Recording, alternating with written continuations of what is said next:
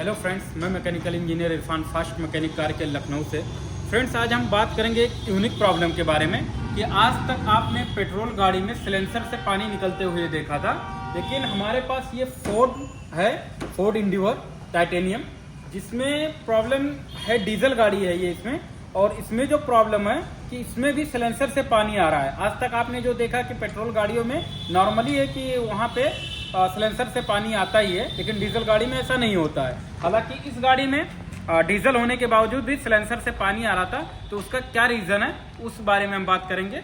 और इसमें जो प्रॉब्लम आई है और उस प्रॉब्लम को खोलने के लिए क्या क्या फिटिंग हमको अनफिटिंग करना पड़ता है, खोलना पड़ता है। तो इसमें हमारा जो प्रॉब्लम निकला है, क्योंकि सिलेंसर में पानी का जाने का कारण क्या होता है और कहाँ से सिलेंसर में पानी जा सकता है, सबसे पहले ये सोचना होता है। क्योंकि डायरेक्टली ऐसा कोई कूलेंट का सिस्टम है नहीं कि जो हमारे एग्जॉस्ट में जुड़ा हो और वहाँ से सिलेंसर के द्वारा पानी निकले।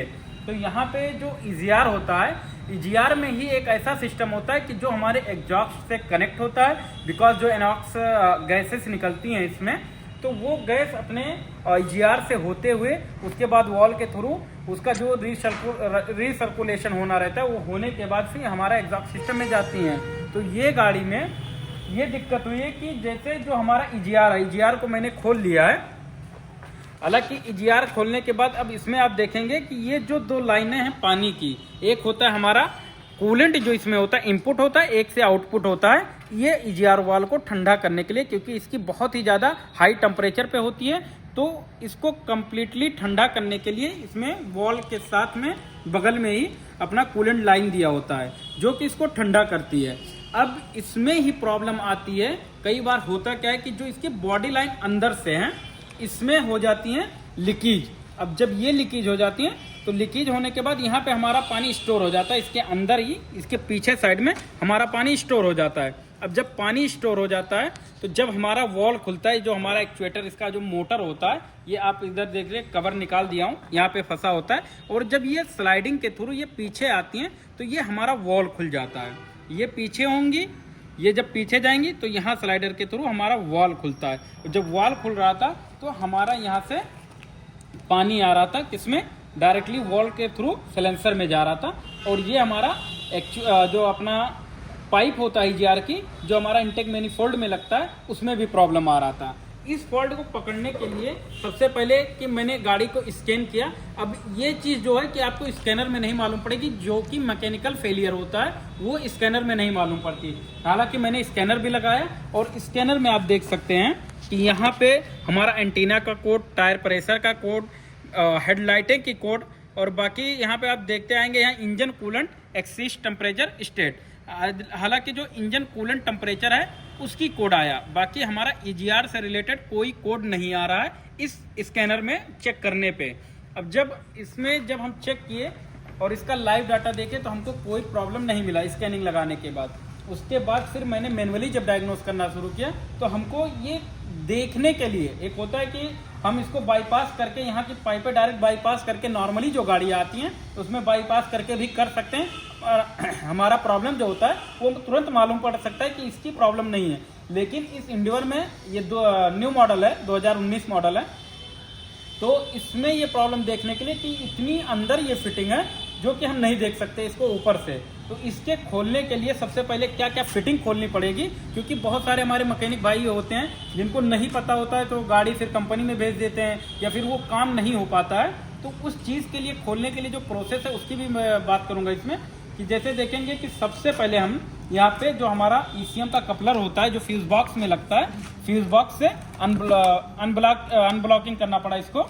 अनलॉकिंग करने के बाद अब यहाँ पे देखेंगे कि ईसीएम पूरा खोल के, यहाँ पे जो कपलर लगती है सारी ईसीएम खोलने के बाद ये पूरी फिटिंग हटानी पड़ी। हमारा बैटरी निकला, ये सारी फिटिंग हटाए, और उसके बाद ये डीजल फिल्टर की जो यहाँ बड़ी सी बॉडी कवर लगती है उसको हटाया गया। उसको हटाने के बाद यहाँ पे हमारा जो थ्रोटल एक्चुएटर लगता है उसको यहाँ पे रिमूव किया गया। उसके बाद जो हमारा ईजीआर का वॉल होगा उसको खोला जाएगा। जब ईजीआर वॉल खुल जाएगा, तो उसके बाद हमारा इंटेक मैनिफोल्ड खोला जाएगा। जब इंटेक मैनिफोल्ड खुल जाएगा और इधर से पाइप लाइनें सब हट जाएंगी, उसके बाद जो हमारा ये होता है ईजीआर, ये हालांकि ये जो 4 बोल्ट है, इसको हमारा थ्रोटल खोलने के बाद इसको खोल लिया जाता है, क्योंकि इसको अगर हम नहीं खोलेंगे तो हमारा इंटेक मैनिफोल्ड नहीं खुलेगा। उसको खोलने के इसको हटाएंगे, उसके बाद इंटेक मैनिफोल्ड खुलेगा। इंटेक मैनिफोल्ड खोलने के बाद फिर ये जो हमारा एक्चुअल में EGR पूरा सिस्टम है, ये निकालने के बाद जो EGR है ये 2 बोल्ट पे ऐसे टाइट होता है। 10 नंबर सॉकेट के साथ दोनों खोलना पड़ता है, जो कि दिखता नहीं है, बस एक अंदाजे से आपको पीछे से इसको खोलना होता है। इसको खोलने के बाद ये हमारी फिटिंग रिमूव होगी।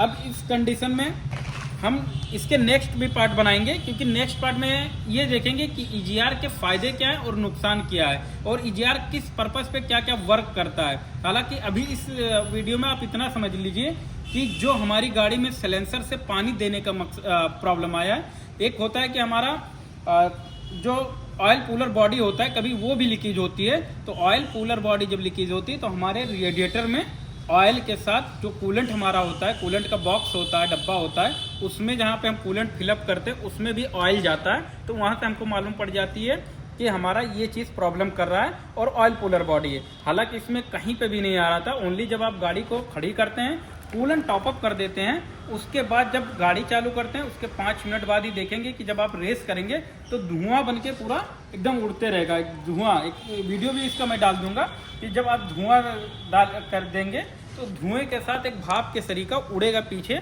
और कूलेंट बहुत ज़्यादा ही कंजप्शन करेगा, कूलेंट बहुत ज़्यादा ऑब्जर्व करता है।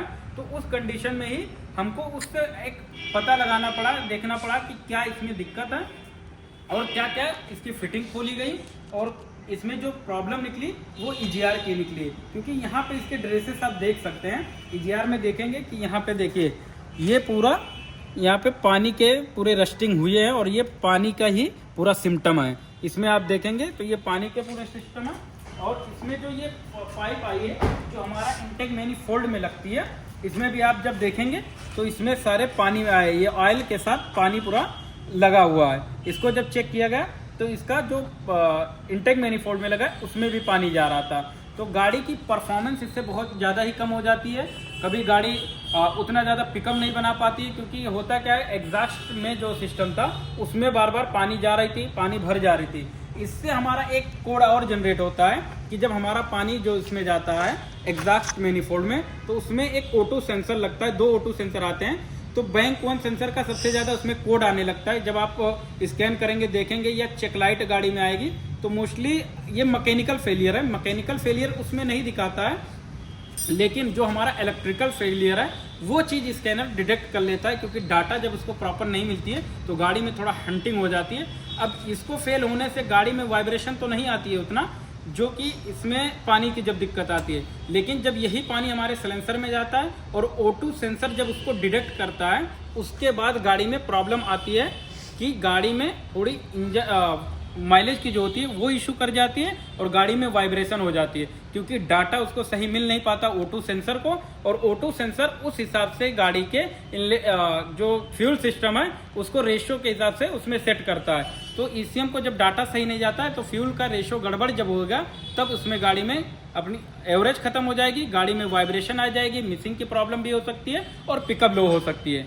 तो अब इस चीज़ को हम बाकी इसके फ़ायदे और नुकसान को नेक्स्ट वीडियो में ज़रूर कवर करेंगे, और इसमें जो है अब इसको रिप्लेस करते हैं और गाड़ी की फिर उसके बाद देखते हैं क्या परफॉर्मेंस बनती है। अगर आपको हमसे कांटेक्ट करना है तो हमारे कांटेक्ट नंबर जो डिस्क्रिप्शन में दिया रहेगा वहाँ से कांटेक्ट भी कर सकते हैं। कोई भी आपको क्वेरीज रहेगी वहाँ से आपको क्लियर कर दिया जाएगा। और जो आप मेरा जो लोकेशन है वो लखनऊ मुंशी पुलिया पे है, तो वहाँ से आप विजिट भी कर सकते हैं। और बाकी जो भी प्रॉब्लम है उसका सोल्यूशन ऑनलाइन भी बता दिया जाता है कि कभी आप कॉल करते हैं तो जो भी प्रॉब्लम रहेगा वो बता दिया जाएगा। तब तक के लिए जय भारत, जय वंदे मातरम। और हमारा